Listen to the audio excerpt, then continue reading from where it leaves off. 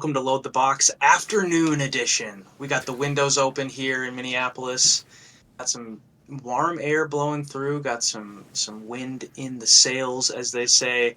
There's wind in our sails, Jordan, because today's a big day. We are less than a week away from real football.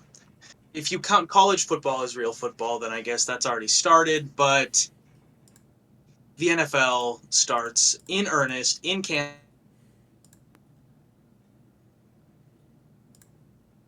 Good things are in the air. Good vibes are in the air. No matter what you think about the Vikings' chances this season. Jordan, how do you feel about football being back? And yes, we are so back. I stayed up until midnight Eastern last night watching the Colorado Buffaloes sneak out a win against the North Dakota State University. Is it the Bison? The Bison. It was the Bison and the Buffalo Bowl. And it was a really good game. My takeaways from it, Load the Box Colorado. I want Travis Hunter in a Vikings uniform tomorrow. Yes, that would be put him on ice. Incredible. He is a stud, and I don't know what position he's going to play, but it reminds me the discourse. I'm going to send us way off topic. The discourse around Travis Hunter reminds me of the discourse around Kyler Murray, but like all football. Where that was like baseball versus football, this one is like, no, it's offense versus defense, and he's maybe the best in the country at both. It's incredible how good he is at football. He had some crazy catches, 3 touchdowns last night. He also had a few pass deflections and some good tackles and runs, but he's crazy good. I mean, holy cow, I was astounded. But of course, I'm amped for football to be back, man. I mean, this is best time of year. Travis Hunter, and this is not a college football show, nor is it a Colorado Buffaloes show. Very soon, in short order, we will be talking about Travis Hunter. And especially if this Vikings season goes poorly and the Vikings have a top-ish draft pick, oh boy, we're going to talk a lot about Travis Hunter. For those of you who don't know who Travis Hunter is, very quickly, he plays wide receiver and cornerback for Colorado, Deion Sanders' team. He is listed as an athlete. He doesn't even have a position listed because he just plays everything. He played over 100 snaps last night in their season opener.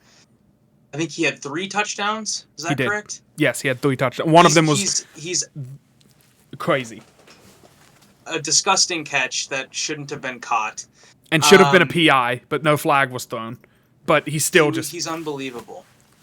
The conditioning on this guy is remarkable. He had an unfortunate injury last year, which knocked him out for a good portion of the season. But this guy is, the first Deion Sanders since Deion Sanders. I mean, it's ridiculous what this guy's going to be able to do at the NFL level. Let's maybe get to some Viking stuff. Yeah, I absolutely. feel like I could talk about number 12 for Colorado for a long time.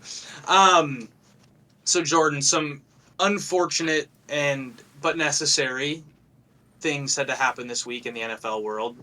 Rosters were cut down from 90 to 53, meaning the Vikings had to cut, close to 40 players from their roster because math is not my strength right now.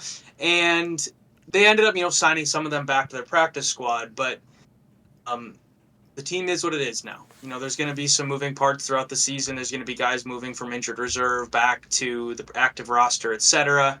TJ Hawkinson on the PUP list. So there's things like that will kind of shift and move throughout the season, but the 53 is the 53 for now. What are your first major takeaways, Jordan, that you took after that was announced on, I believe it was Tuesday afternoon? Honestly, I want to say the first major takeaways, it was a lot of hope that we could keep some of these guys on the practice squad. These are, like the Andre Cardos of the world, where I think there is potential there. I think it maybe was a little overblown last year, and I fell into that hype train too. I was very excited for what he was going to do this season, but with the offseason the Vikings had, the draft they had, I just don't think there's too many mouths to feed. There's too many players, and there's just not enough snaps and spots on the team to go around. So I was very anxious to see, guys like him. I'm trying to think of some other guys who ended up getting signed to the practice squad, and I'm kind of blanking on it. But the Vikings, Nikhil Harry, Ricky yeah, Jackson, Bo Richter. yeah, Bo Lichter. That was the. I knew there was another one who I was like, oh no, I hate that we let him go because what if somebody? Bo Lichter was the other one I was thinking of. I love the Nikhil Harry as a tight end story. I'm not attached to the guy. Like if New England would have been like, you know what, come back, Nikhil. We like you as a tight end. I would not. I would have been like, okay, that's cool. Bye, Yeah. Nikhil. Like but there's some I think really good young talent, and I think what I really like. I believe this stat is correct. It might not be. Well, no, it is because Brett Ripon got signed to the active roster, not to the practice squad. So all the Vikings practice squad players were on the Vikings like 90-man roster. It's like an all in-house practice squad. We didn't go out and like the Cowboys signed Dalvin Cook to the practice squad. We didn't have to do that. It's all in-house. I think we have a lot of depth, and I think you're really seeing Kwesi's vision for this team, this young speed, deep football team. I think you're seeing that come to fruition. Yeah. Just slight correction on the in-house stuff. They actually ended up signing a couple guys to the practice squad from out of team yesterday. Ricky Lee the Oh, third, he's a shucks. tackle, and Xavier Scott is a running back. So other than that, though, you're right. Total in-house.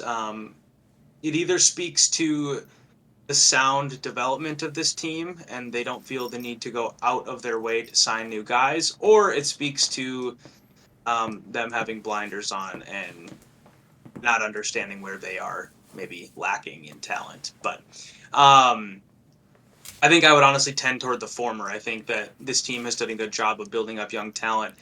One guy that I did want to highlight that made the 53-man roster, which I thought was absolutely deserved, is Tristan Jackson.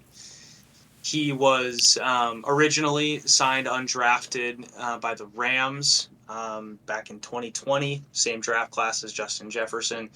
I believe he played some snaps for the Rams that season, but then, was waived the following training camp, made his way to the Vikings, and then the following year, of course, O'Connell and Wes Phillips and all those old Rams guys came to Minnesota, and they love him. He's stuck around ever since. He had a couple really, meaningful snaps last season. He's probably not a name that many people, recognize, other than he's one of the few guys on the team that has the same last name as a former president of the United States. But he was incredible in preseason. He was lauded throughout training camp by his teammates, his coaches. He's going to be, I think, a very important part of this team because we know how this happens. Even if he's wide receiver 5 or wide receiver 6 or whatever it might be, he'll get real playing time when somebody either goes down or the game calls for specific packages or whatever it is. Tristan Jackson has earned the trust of his teammates and his coaching staff. He's going to play, and he absolutely deserved it. He was incredible in the preseason. I think he had 3 touchdown receptions, some incredible toe-tapping grabs. He looks like a real NFL wide receiver, and I was nervous that he was going to be let go because this was the year that someone would have snatched him up. Yeah. I was even thinking maybe a team like the Lions, who have some really good top-of-the-depth chart wide receivers, but maybe don't have the depth that the Vikings or the Packers or the Bears have, which obviously would have been painful to lose him to an in-division rival. So that was maybe the one that stuck out to me as a positive of making the roster. Anything on that end, Jordan, that you were like positively, pleasantly surprised, I guess is the right way to put it, that made the team? I don't want to say absolutely surprised. I think we all saw it coming. But if you told me back in April, right after the draft concluded, and we were signing UDFAs, that Levi Drake Rodriguez would be a lock to make the roster, like pretty early on in training camp, it was pretty like, yeah, no, he's on the team. I mean, there's no shot that he's going to the practice squad. I would have been very happy with that. And I kind of famously went on a pretty anti late draft pick rant back in the post draft era. Where I was like, I'm done falling in love with fifth round pick and later guys. Ivan Pace is the exception. It doesn't happen. Blah blah blah.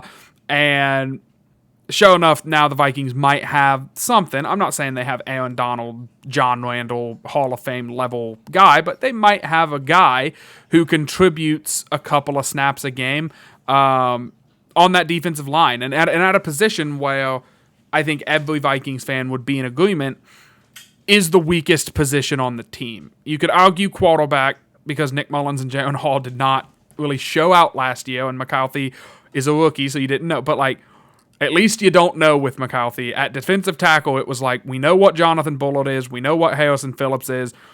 This ain't a good group. This is an okay, on its best day, it's like an okay group. And I'm really happy to see that, they brought a guy in late in the draft, a sixth or seventh round, I can't remember. But do you know? I think it was seventh. I think he was like the third to last pick or something. Yeah. Like, Well, that's what screws it me was up. very late. That's what messes me up is that he was a seventh round pick, but also it was like the second or third to last pick that the Vikings made, and it's like, oh yeah, I forgot they made like 4 seventh round picks this year. So it confuses my brain. But yeah, I just that's very pleasant to me. I'm really excited to see him hopefully get on the field now. I have fallen in love with defensive tackles before, and I've been very upset by it. I'm trying to remember Jalen Twyman. He was going to the Hall of Fame. I loved him coming out. The Vikings got him late. He got shot. He missed a season because of the non-football getting shot thing, and then he never amounted to anything. And I don't know what he's doing now. Maybe he's in like the CFL or something. But He's on the Jets, actually. is he on the Jets? Really? No. Heck yeah for He Jalen is. Twyman. Yeah, I don't know where he lands if he's actually on the active roster, but he's on the Jets. He's a member of the Jets. Um, Speaking of members of the Jets, almost. Lewis Seen, we had a little back and forth. I was like, well, I'm pretty sure Seen went to the Jets. And you were like, I think it might have been the Bills. And so we did a little Googling. Lewis Seen, Vikings 2022 first round selection that they traded down when Kyle Hamilton was still on the boat, is now a member of the Bills practice squad after getting a grand total of 0 snaps, I think, in regular season Vikings football. And the writing was on the wall for this one. All training camp, all, he was like not practicing with like an injury, maybe hey, don't get hurt. And then there were the reports of, we stopped telling him to worry about his defensive assignment. We told him to just go have a good time and just go enjoy playing football. And it really started to sound like, when your dog is kind of old and it's about that time. And so you're like, I'm going to take him on one last walk and I'm going to get him one last ice cream and he's going to have the best day. And then I'm going to take him to the vet. Lewis Seen got taken to the vet and is now a member of the Bills practice squad. We're not going to do 2022 draft class talk. It was a bad draft class. We all know it. But, Will, I am curious. Your thoughts on Lewis Seen. Do you think that I feel like you are more optimistic than I am. Do you think there's still something there? Do you think the Bills might be able to salvage a backup quality safety? Maybe. Mainly just because I think the defensive culture in Buffalo is really good. And they've been a good defensive team as long as Sean McDermott has been there. And so it's not out of the realm of possibility, but I don't think one preseason game in Cleveland is going to, make me think that he is, destined for starting mid-season or something. I just don't think that's gonna happen. So it's I hope he has a good career. I would love if he became an all pro safety in the AFC, and you don't have to see him. That gruesome injury, it just derails someone's career very quickly. And objectively, I feel for the guy. I hope that he has a good career. It's just it wasn't gonna happen here. Yeah. Because even if he had a shot at the beginning of his time here, as soon as the safety room got so deep, so fast, and you got guys like Cam Bynum and Josh Metellus with like realistic shots at Pro Bowls, and then you have, the best safety in franchise history still on the team, and Theo Jackson is coming into his own. There's just not really room for him anymore. And Yeah. so even if he does develop into something, it wasn't going to happen here. So the other thing that I wanted to mention, this is not Lewis Senior related. I think we talked a decent amount about him last time, so I don't think we need to um, beat that horse anymore. But Kene Wongwu was a surprise cut for many. He was waived in the final roster cuts. He actually signed with New Orleans, so I'm not sure if that was practice squad or um, active roster, but either way, I mean, he's a guy that clearly did not show this team enough in the running game to trust him.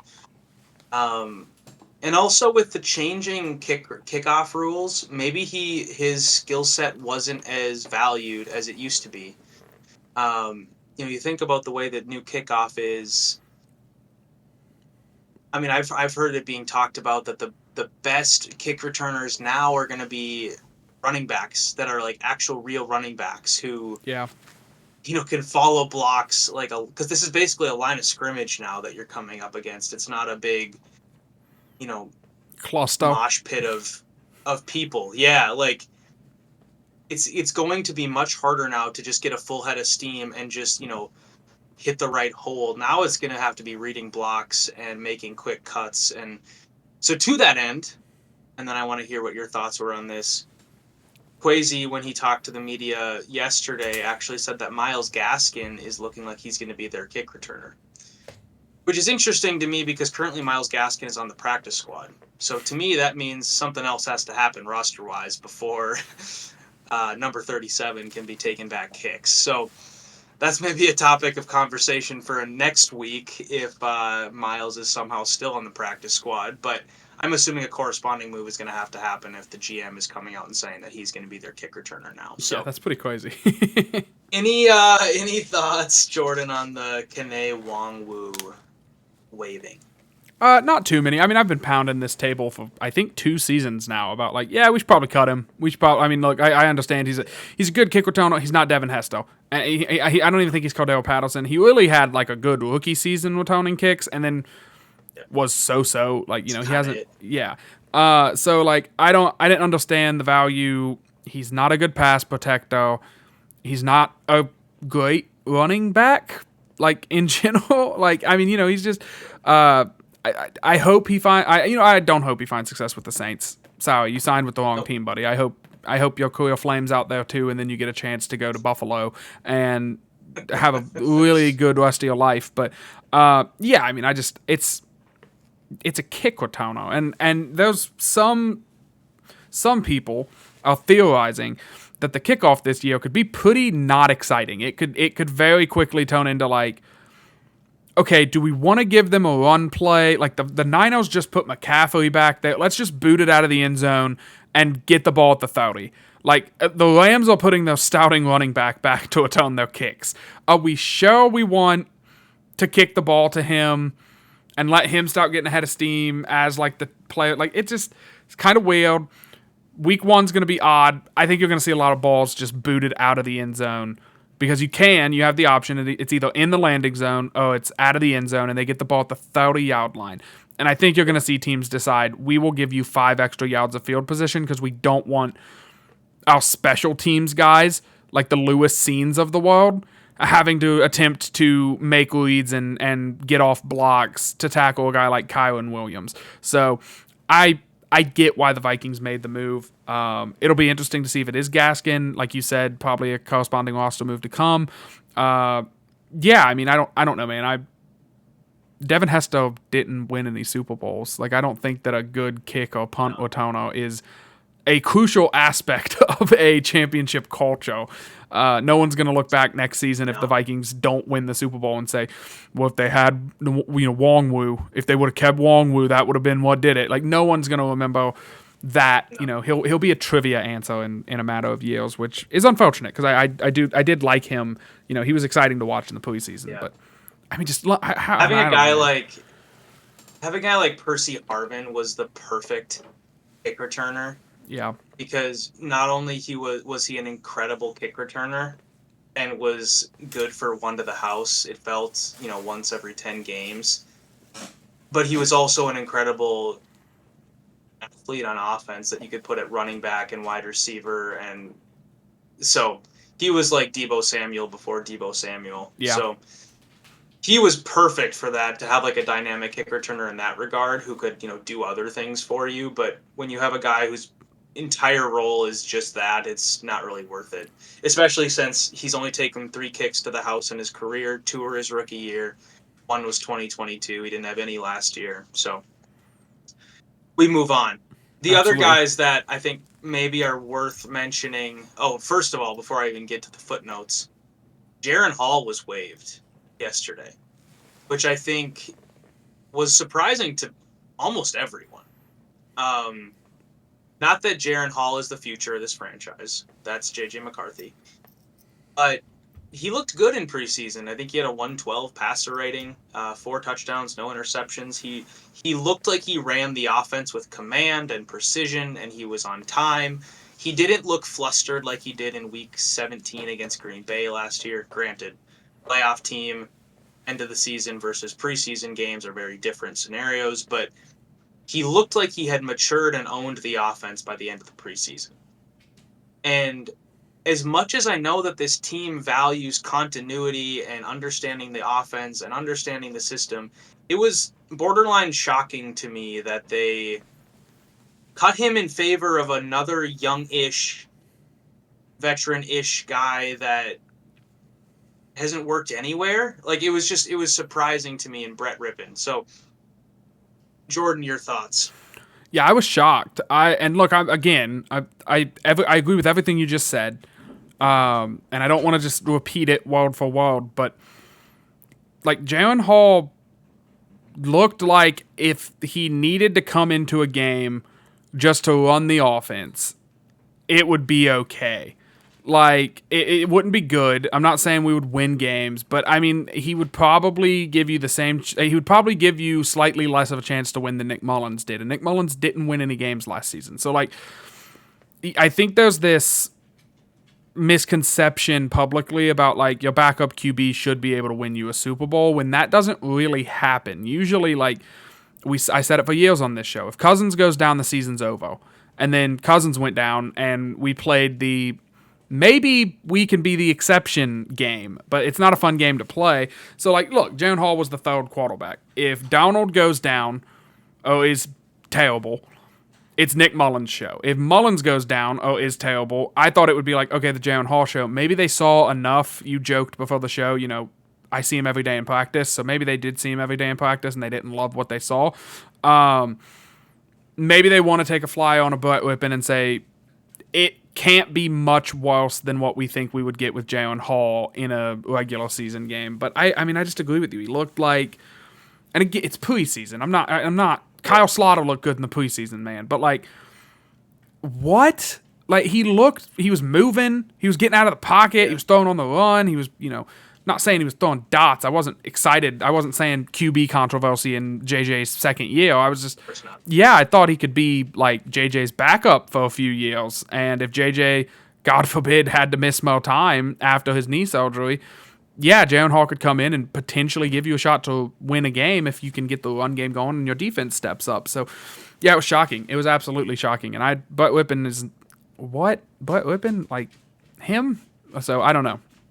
Just a couple quick notes on this. Brett Rippon has a 59.9 quarterback rating for his career. That's not completion percentage. That's quarterback rating, which goes up to 158.3 for those of you wondering. Tough. His completion percentage is 58.3, so not great. Touchdown to interception ratio 4-9. Not good. So weird, but we can put that aside if Brett Rippon, comes in and Josh Dobbs is us for a couple games this year. The quick thing that I do want to note on Jaren Hall, which maybe they're trying to be a little bit sneaky with this is that Jaren Hall did have a small-ish injury that was not really disclosed. They called it like a leg contusion in that Philadelphia game when he got basically speared Yeah. by a launching Philadelphia defender. Um, Maybe they're confident that Jaren is going to pass through waivers because he wouldn't pass any physicals. And then they did say yesterday that they hope to get him back on their practice squad. So Yeah. there's a chance that they were just trying to be a little bit, sly, not sly in a bad way, but just like limited spots. We want to have a third quarterback on the active roster. Jaren might not be able to play for a couple weeks because of this bruise. So let's see if we can sneak him onto our practice squad after he passes through waivers. So there is something there that maybe next week we're looking at the roster and Jaren Hall is back on the practice squad. So something to pay attention to potentially. A couple other Yeah. things that just note before we get into a riveting edition of the win-loss prediction game. I don't even know if it's a game, but it is now. A couple other guys that we lost from the roster. Duke Shelley, the GOAT, is gone. He's actually in New York. The Giants, I don't know if he's on the active roster. I did not vet that yet, but it'd be funny if we saw him week 1 and he had a big game. Andre Carter, like we said, was waived, and along with Bo Richter, they both made it to the practice squad. Dwayne McBride was waived, 7th round pick from last year, I believe. Or was that 2 years ago? I believe that was last year. I don't know. Either way, he's gone. Jaquelin Roy was a guy that was waived as well. A little bit surprising because it sounded to me like he was a guy that they liked. And not that there's room for him everywhere, but he did get some snaps last season. He did play in some actual regular season games, and they actually offered him the chance to seek for a trade, which did not materialize, so they waived him. So a little bit strange there. I don't know if you have any thoughts on any of those final guys that were waived, practice squatted, or whatever, but No, I don't. that's I kind don't of think it. so. Jacqueline, Jaquelin, whatever.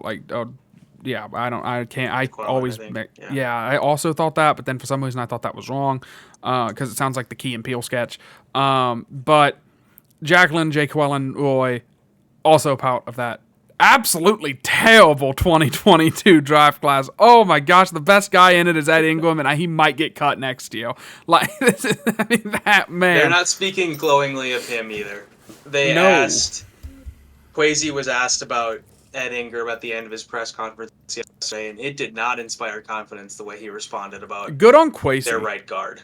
Yeah, good on Yeah. Kwesi for just being like, yeah, this guy, that, 20 years from now, I want to hear the Kwesi Adolfo-Mensah, interview about this draft class. I think it Draft it class. will, because it has to be, one of those, on Netflix Untold, Kwesi Adolfo-Mensah's 2022 disaster class. And then it's just Kwesi, and he's like, I whipped a ton of coke the night before. I was partying. I was messed up. And so I went to draft, whoever, and I was like, yeah, just give me the guard from LSU. And they were like, what? Ed Ingram? What? Then, so yeah, man, tough class. But let's pick some games, shall we? So here's the format for how we're gonna do it. Shouldn't take Absolutely. that long. Those 17 games, so it's gonna take a minute, but stay with us here. I'm gonna introduce this first game, the New York Giants. All right. I'm going to say what I think of this game. Then I'm going to give it to Will. And Will's going to say what he thinks of this game very briefly, whether we win or lose. And then Will's going to say, and then in week 2, we play San Francisco. And then he's going to give his thoughts, and then I'm going to give mine. And then you see the pad on here. So let's go ahead. Let's kick it off. Let's do a test run of these first 2 weeks. Week 1, noon Central Time, in the Big Apple, New York, playing against the Duke of Shelley, who might just be a practice squad guy. We don't know. Daniel Jones, no Saquon, the Vikings with Sam Darnold and Aaron Jones. I have this as a win because, oh my gosh, if it's not, it's going to be a tough tough October and September. It's gonna be a tough ride to start this season, and maybe an outlook on the whole thing. Will, what do you think? Yeah, it better be a win. Yeah, better. I think I think the Giants, I think their coach is formidable. I think they could maybe surprise some people. You never know. They have a good defense. That is something that does need to be like, and we will talk plenty about the Giants next week in our pregame show. But that is the one thing that quote unquote scares me about this team is especially the front of that defense. Brian Burns, Dexter Lawrence, all those massive humans that um, control the front there. So that's the one thing. Everything else, not a great team. I don't think anybody believes in Daniel Jones. Um, that'll be a win as well, in my book. Week 2, they host the San Francisco 49ers. Jordan, I'm going to shock you here. I think they're going to beat the 49ers and go 2-0. They're going to win their home opener. It's going to be the Sam Darnold revenge game. But really what it's going to be is Trent Williams hasn't shown up to training camp yet. And Trent Williams is an integral and vital part of that offense. He's holding out for a contract. And if you remember the Vikings last season, I think it was week 7 or week 8, they beat the 49ers on Monday Night Football at home. Justin Jefferson wasn't playing. I believe Deebo Samuel wasn't playing. But Trent Williams was especially not playing, and the 49ers suffered because of it. Wow. I also think that the Vikings defense is better than it was last year. It will be better at the beginning of the season than it was at the beginning of last season. And I think 49ers won't be in full form yet. They've had a weird offseason.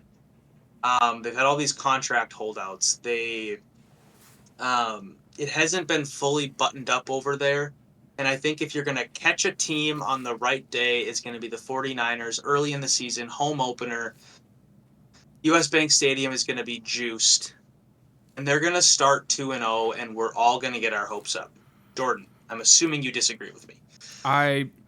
So I could see it happening, but it has to be like, hey, do you remember in the preseason when everybody said that Brock Purdy kind of looks bad?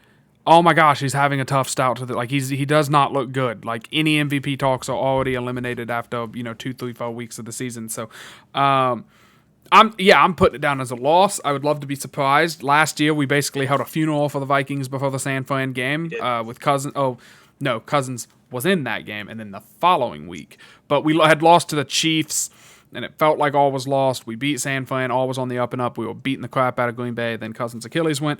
I'm going with this as a loss. I don't have to explain that fact. I think that they're just. I mean, they're I think they're the betting favorites to represent the National Football Conference in the Super Bowl. Week 3, the Vikings staying at home for a small home stand, if you will, to steal some baseball terms. We got Houston, Diggs, Keenum, and Hunter coming back to town. Of course, Keenum will not be seeing the field, I don't think. I have this one as a loss as well. I think Houston, the hype is real. I don't think this is like an okay team that got Stephon Diggs and it's like, oh my gosh, how good could that be? Like, this isn't the overblown free agent signing.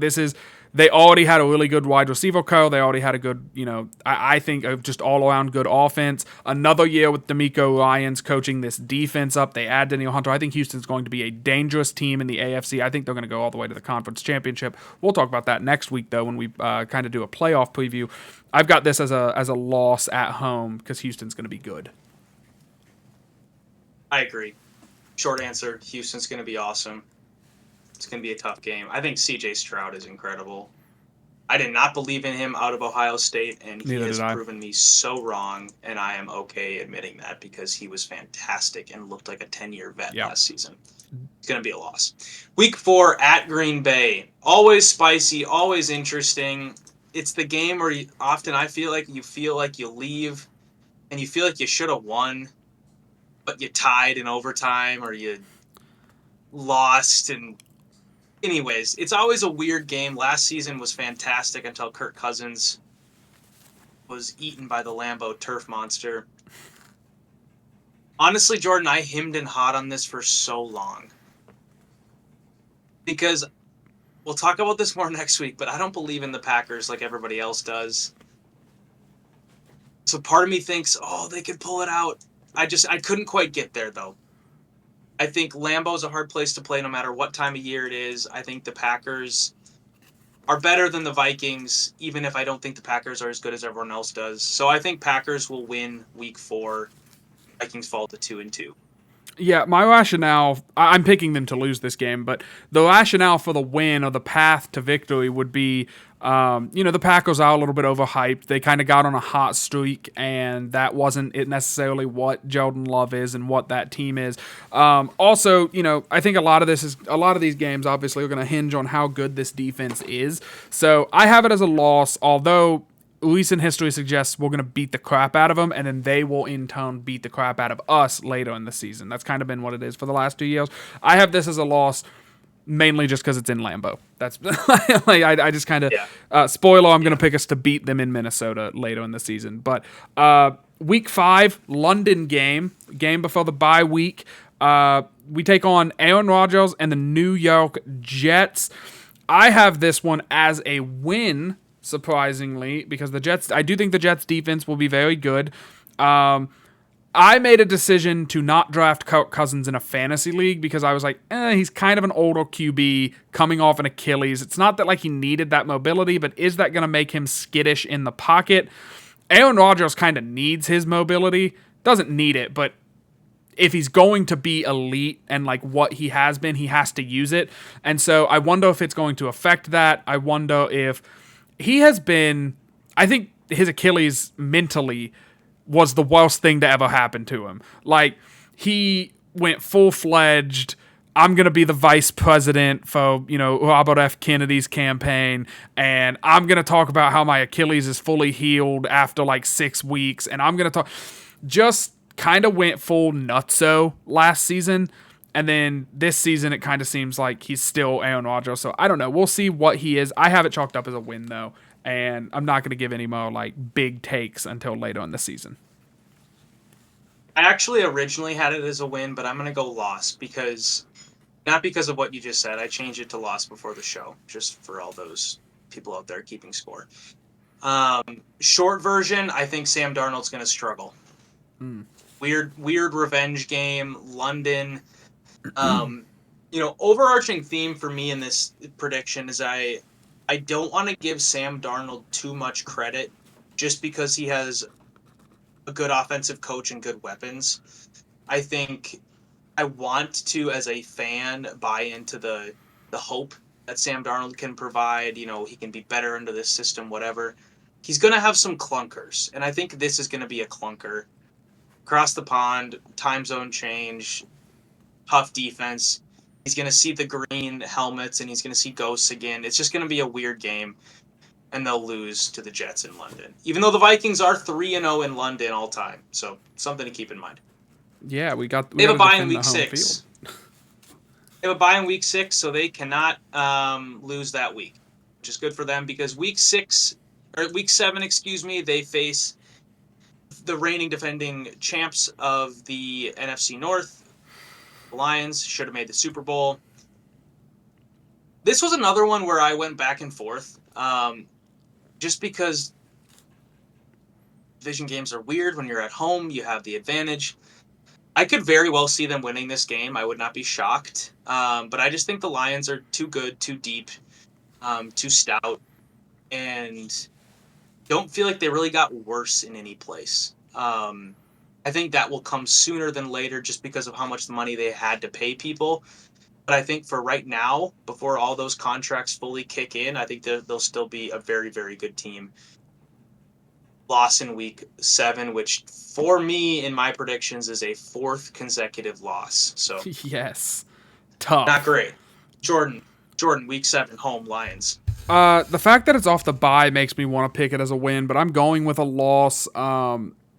Here's what's going to make me flip, because I do think it's interesting to like look back at these, 6 weeks from now, and like we'll know so much more, and so like our picks are liable to, are likely to change. But it's going to depend on what Sam Darnold is. If he has put some of his past behind him and grown as a player, and Kevin O'Connell is getting that potential out of him, this could easily be a win. Nick Mullins had them on the ropes, and threw a pretty lousy pick to end that game.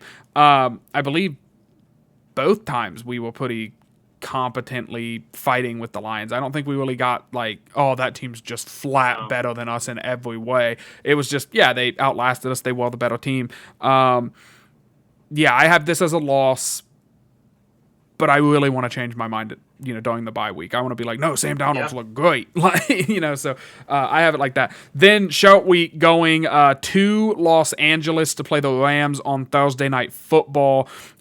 This one I will give no real context on. I have it as a loss. I think the Rams are going to be solid. That's all I'll say. I mean, Stafford, Kyron Williams, It's just Cup and Puka. it's Yeah. just tough. Thursday night, short week. The Rams are going to be good, unless barring injuries and all that. It's going to be tough to win that game. I don't care who your quarterback is. It's just going to be a hard environment to win. Even though SoFi isn't exactly home field advantage for Los Angeles teams, but it's just going to be tough. Week 9 versus the Colts. They finally end their 5-game losing streak. They beat the team that hopefully still has their starting quarterback, but Anthony Richardson has had a very injury-plagued career. I don't really know what's going to happen with them. Some people love the Colts. I don't love them. I think they're a mid team. I think they're going to be about where the Vikings are at the end of the season. Home game, Vikings get back on the win column. Yeah. Also have this one as a win. A lot of question marks at QB for them because Richardson has not had a good camp. My Bengals buddies explained to me that basically his joint practice with the Bengals was just, oh, okay, nothing's there. I'm running. With, the red shirt on. And it's like, what? You can't run? That's illegal. I've played, tackle football with no pads against, dudes, like when I was in high school and stuff. You don't get to run as the QB. That's cheating, but whatever. We'll see if he can stay healthy, but I also have that as a win. Week 10, Jacksonville. Trevor Lawrence, no Calvin Ridley now. They still have ETN. I have this as a win as well. I'm just not that high on Jacksonville. I feel like every year I'm kind of high on them, and they always let me down. I'm kind of out on being high. I'll believe when they prove it to me, I guess is what I'll say. So I'm going to chalk this up as a dub for the Vikes. Yeah, I think so. This was originally a dub for me, and then I realized that I'd picked way too many wins in a row. And I just was like, this team is not good enough to rattle off 6 wins in a row. What am I doing? And I think Jacksonville, although I don't really love Trevor Lawrence, I think they're a team that I think will contend for the playoffs, and I think they're going to be a solid team, maybe a 10-win team. It's a road game. I think they'll lose. Week 11, another road game at Tennessee. I think Will Levis is not very good. I don't think Tennessee's very good. I think the Vikings will win that game. Yes, I also have them winning against the Titans. I hope, for my fantasy football sake, that Calvin Ridley at least gets a lot of catches. Not in that game, but in other ones. Going to Chicago, which I think you spoiled some stuff for me here, Will, because I feel like you're about to pick a slew of victories for the Vikings to make the end of the season interesting. I currently have them on a 3-game win streak. It ends now. I have them losing to Chicago in Chicago. I'm not going to say that Caleb Williams is something entirely special. I'm not going to declare him, God of the NFC North. I'm just going to say I think that their wide receivers are good. I think that they're going to play good defense, and it's a road divisional game. You're supposed to lose the road divisional games and win the home divisional games. So I have this one chalked up as a loss, ending their 3-game win streak. The division games they're nearly impossible to pick because last season you look and the Vikings won at Lambeau, they won at Soldier Field, and they lost to both those teams at home. So it's nearly impossible to pick them. Soldier Field has typically been a house of horrors for the Vikings. I also think by week 12, Caleb Williams will have had a chance to get his skis under him a little bit. And although I think he'll probably struggle at the beginning of this season, I think he'll have a chance to right the ship. I think the Bears roster is good. I think the Bears are going to be a pretty decent, scrappy team. So loss week 12 at Chicago for me as well. Week 13, they host the Cardinals. I don't believe in Kyler Murray. I don't believe in the Cardinals. Vikings will beat the Cardinals at home, like they always do. Just so that way I'm clear, you had them losing to Chicago, right? That is correct. Just making sure. I'm writing down. I'm keeping track of this. Yeah, I also have them beating Arizona. I'm not like all the way out on Kyler Murray, but they do have Marvin Harrison, who is I think going to be very good. But I just yeah, man. I mean, it's the Cardinals. I don't think their defense is going to be anything special, and Kyler Murray could be injured at this point. He's also been dealing with some injury stuff. All right, well, it's time. It's the game of the year for all Vikings fans. It is the Kirk Cousins revenge game. It is the prodigal son returning home and attempting to break Minnesotans' hearts.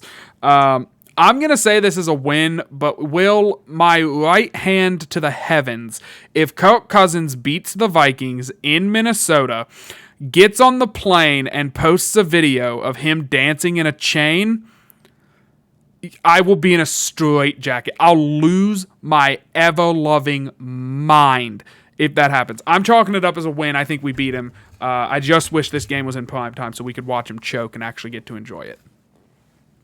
You know that he will do the chain thing, right? If they win, I mean, it's gonna happen. If Atlanta has totally bought into the whole Kirko chains thing, which I think is copyright infringement, but 100%. I'll leave that to Patrick Peterson and Christian Darrisaw to haggle with them over. If the Vikings beat the Falcons, do you think the Vikings post a video of Sam Darnold in the chains? No, because I think the Vikings are a classy organization. I think the Vikings are going to beat the Falcons, by the way. Heck I yeah. agree with you on that.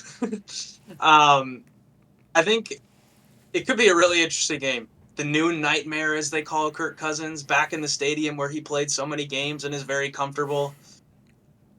But this isn't just a Kirk versus, Vikings thing. It's a Vikings versus Falcons thing. I think the Vikings are going to be really good at home this year where they weren't last year. I think they're going to beat the Falcons. I think the Falcons will be a decent team, by the way. We'll talk about this more next week. I don't think they're going to be like beat your doors down like people are hoping them to be. So, anywho, Falcons, they win in week 14. Week 15, get the Bears again. This is that Monday Nighter, the annual Monday Nighter with Chicago. It's at home. It's the Winter Warrior game.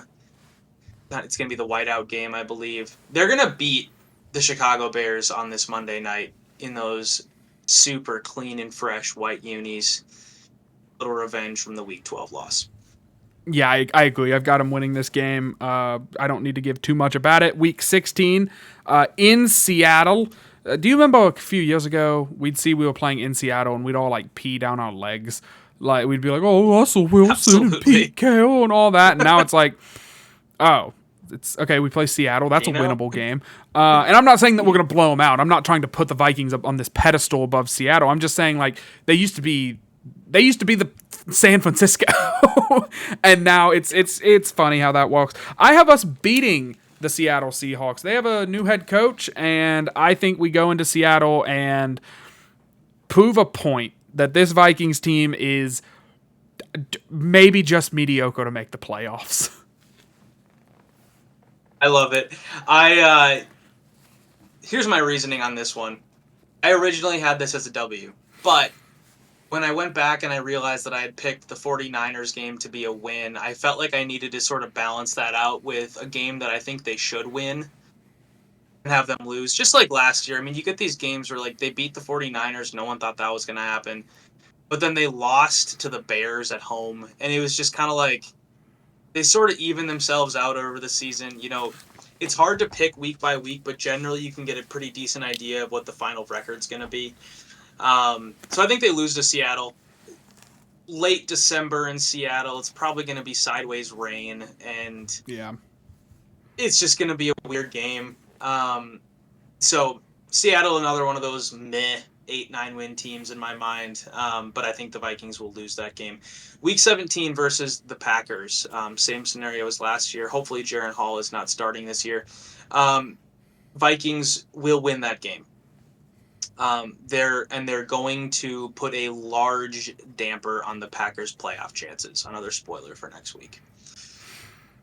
Okay, I've just done some adjusting. Adjusting. Don't I shouldn't talk Southern just because I'm kind of South, but I'm a Union state, so I shouldn't say adjusting. I marked this down as a loss, and then I was like, am I going to say that we get swept by Green Bay? Do I think that of this team? Because, spoiler, we're getting swept by the Lions. No, we're not getting swept by Green Bay. We're beating Green Bay at home, and then next week, last week of the season, against the Detroit Lions in Ford Field, last week of the season, the Vikings triumphantly end this season, regular season, with a loss.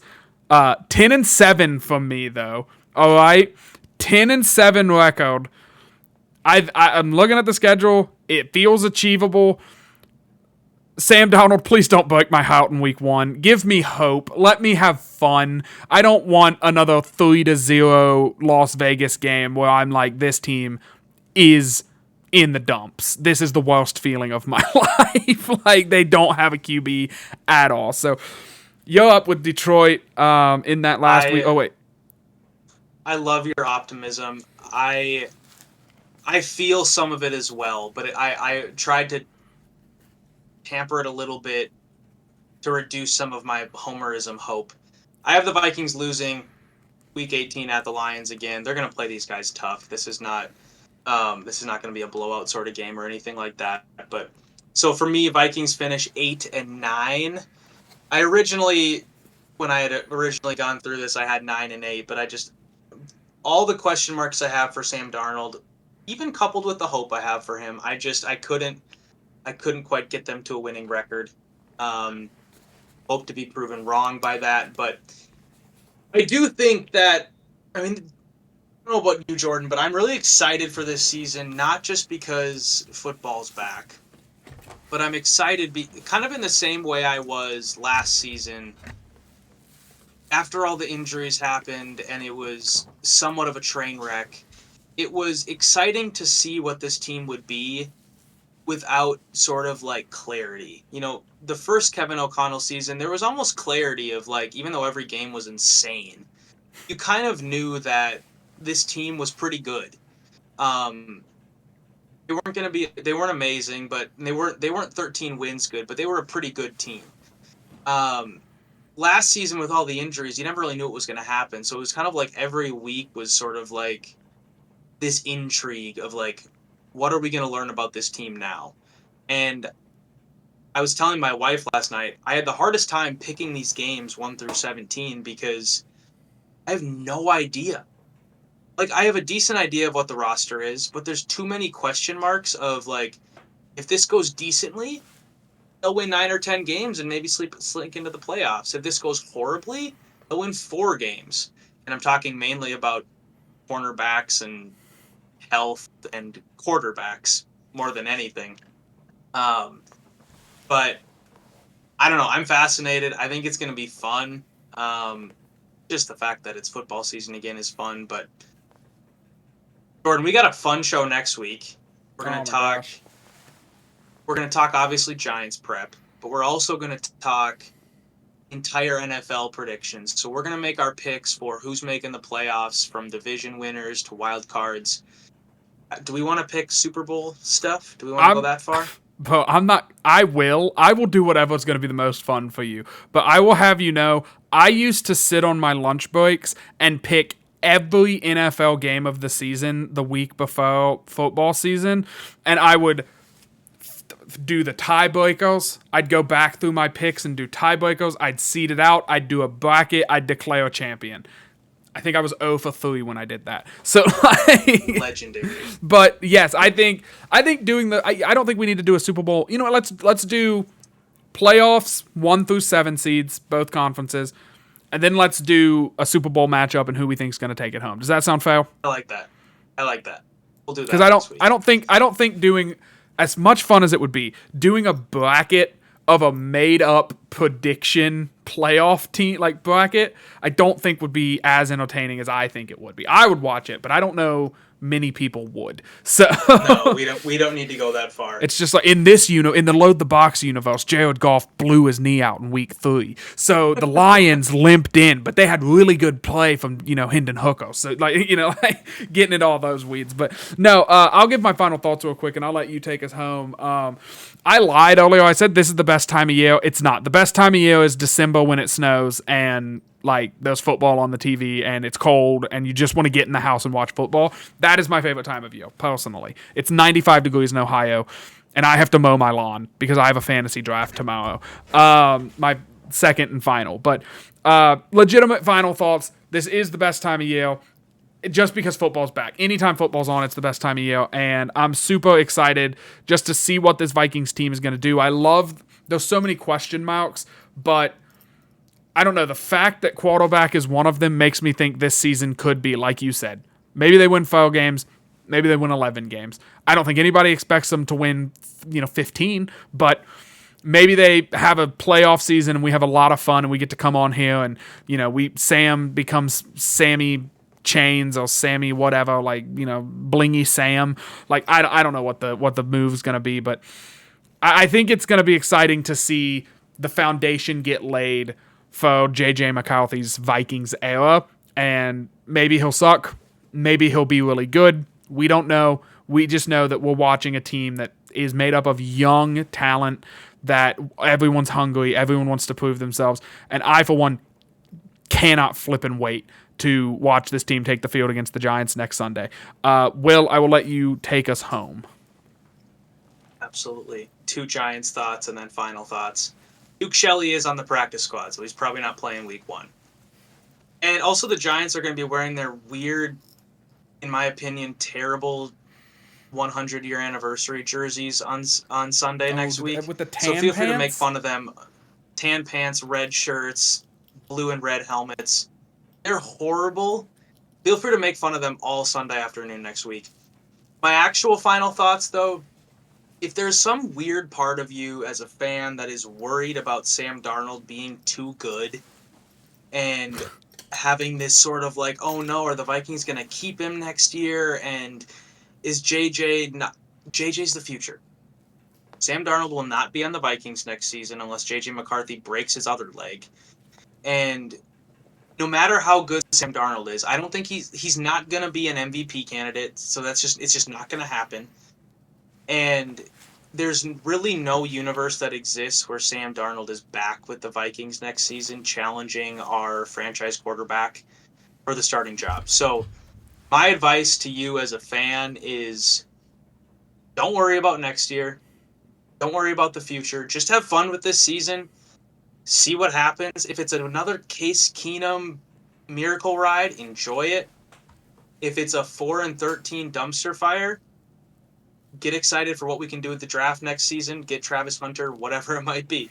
So enjoy it, have fun, and we will be back next week to talk about a real matchup of a real team, of a real game of 2 real NFL teams. Giants Vikings, September 8th. Well, so back. Noon Central. And then we'll finish with a little playoff prediction. We're so back. Let's go, y'all.